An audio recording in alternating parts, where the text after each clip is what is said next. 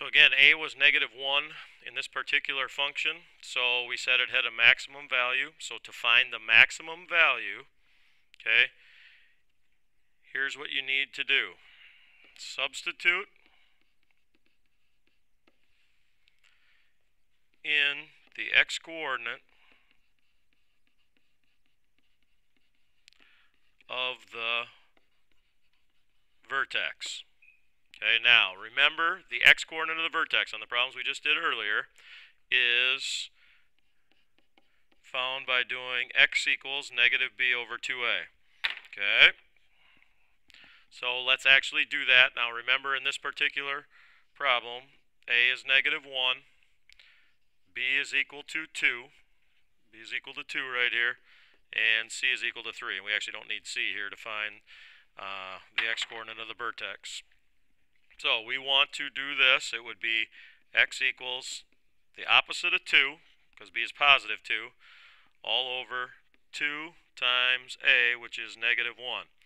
So I really have -2 divided by -2. I do that multiplication first, which x is equal to 1. Okay, which means in my vertex, the x-coordinate is 1. Okay, now the value that goes with it, so the y value that goes with it, would be the max or the min. In this case, it is the maximum. So the y value is the max in this particular case that goes with an x value of 1. Well, how do you find that? Now, you could plug it into your calculator, the function, but I'm going to go ahead and plug it in by hand. So here's what we really have. We have f of x equals -x² plus 2x plus 3. And we know the x-coordinate of the vertex is 1. So we're going to plug 1 in for x right here. So I square 1, which is 1. This makes it back to negative. Plus, I'm going to do that multiplication, which is 2, plus 3. And now I'm going to just add from left to right. So that's 1. -1 plus 2 is 1, plus 3, which is 4. Okay, so that's the y value that goes with an x value of 1. Now, could I have went to my table, put in the function, knowing that the vertex was at 1, found the max? Yes, you could have. Okay, but this is algebraically how you do it. So here is the max value. It is 4. It's the y value or the f of x value when x is 1.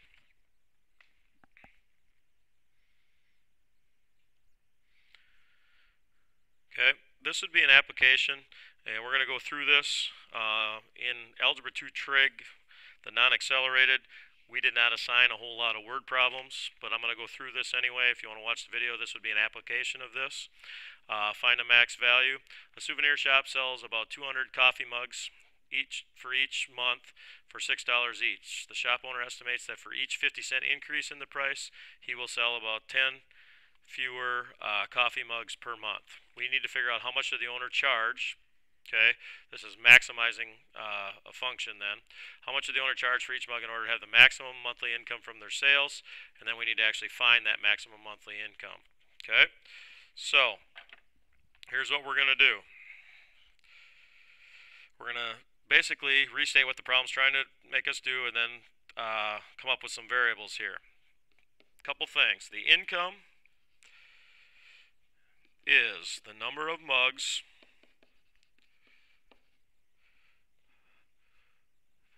multiplied by the price per mug. Okay, so if he wanted to find his income, he's going to have to take the number of mugs that he sells and multiply it by the price per mug. That makes sense for income. Okay, we're going to pick some variables here. Okay, I'm going to use x, and I'm going to let x be the number of 50-cent price increases.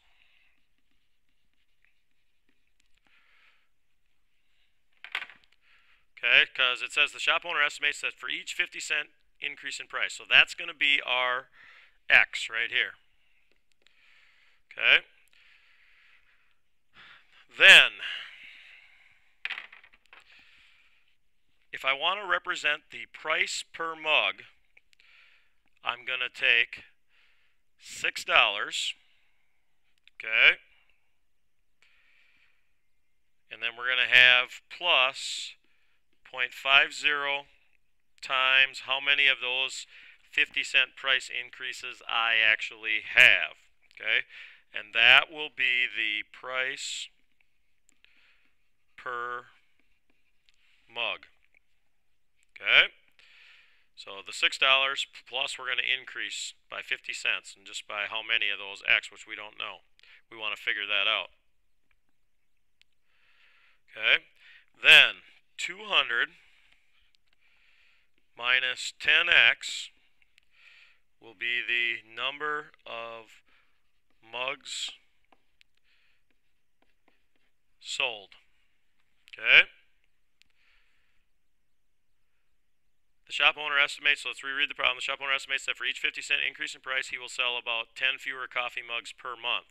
So he was selling 200 at $6 each. He's going to raise it 50 cents so many times. He's going to sell about 10 fewer per month. Okay? So that's where the 200, that's the original amount of coffee mugs he had. And we're going to subtract off 10 times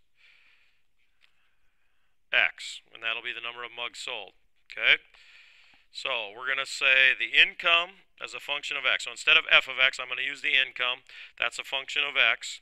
Okay, here's going to be my equation. So I of x, or the functional notation, okay, we're going to take the number sold and we're going to multiply it times the price per mug. So if I do that here, I'm going to take, so I'll have I of x, or to find the income, it's going to be 200 minus 10x, that's my number sold, or my expression for the number sold, and I'm going to multiply that times the price per mug, which is 6 plus 0.50x, or 0.5x.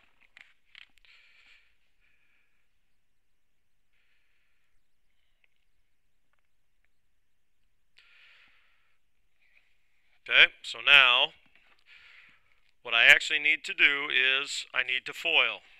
Okay, because I have a binomial times a binomial over here on this side, so I need to FOIL that together. So I of x equals, so I'm going to take 200 times 6, which is 1200. Okay, then I need to do 200 times 0.50x, okay, which is, or times 0.5x, so 200 times 0.5, or half of 200 is 100, so it'll be plus 100x.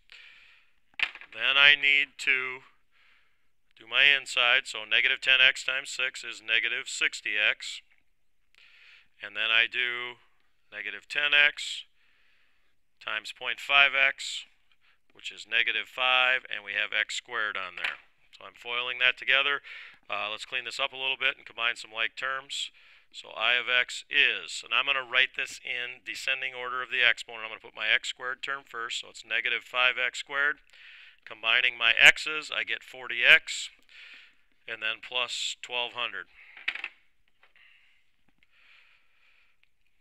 Okay, so that's in now ax squared plus bx plus c form. Okay, that's in our general form for quadratic functions. Okay, so what we're going to look at here is this. We know that a is equal to negative 5, b is equal to 40, and c is equal to 1200. Okay, so what does this tell us? A is less than 0, okay, or the coefficient on x squared is negative, so it has a max at the vertex. Okay, because remember, it'll be an upside down parabola there. Okay, so let's find the x coordinate of the vertex, which is x equals negative b over 2a. So I'm going to do x equals the opposite of b. B is 40, so it's negative 40, all over 2 times a. A is negative 5. So this is really negative 40 divided by negative 10, which is 4. So there's I'm actually finding the axis of symmetry, which is the same as the x-coordinate of the vertex, which is the maximum value there. Okay, so at x equals 4. So what does that tell us? That tells us that 4 price increases, because remember x stood for the number of price increases, will maximize the income.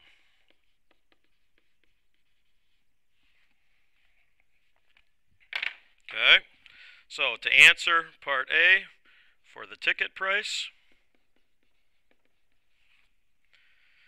remember that was 6 plus 50 cents times x. Well, x we found out to be 4, so it's 6 plus 0.5 times 4, or 6 plus half of 4 is 2.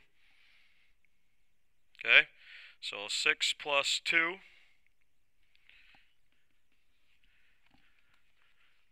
would be 8. Okay.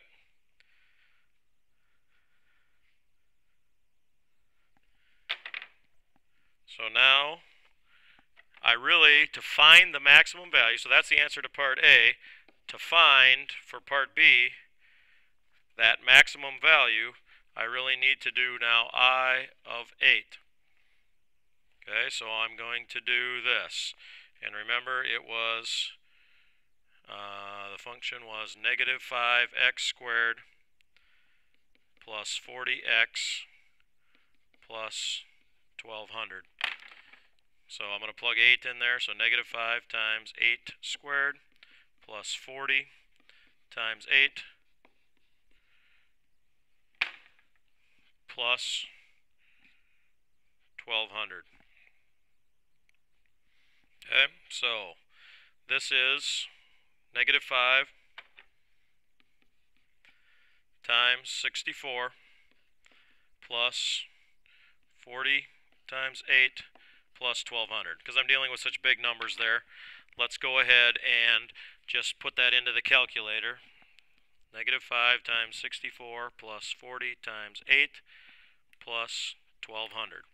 So let me pull up the calculator here, and let's go back to out of our table there. And so I'm going to do negative 5 times 64 plus 40 times 8 plus 1200.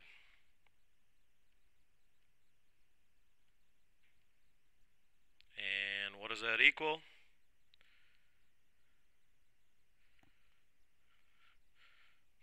That equals 1200.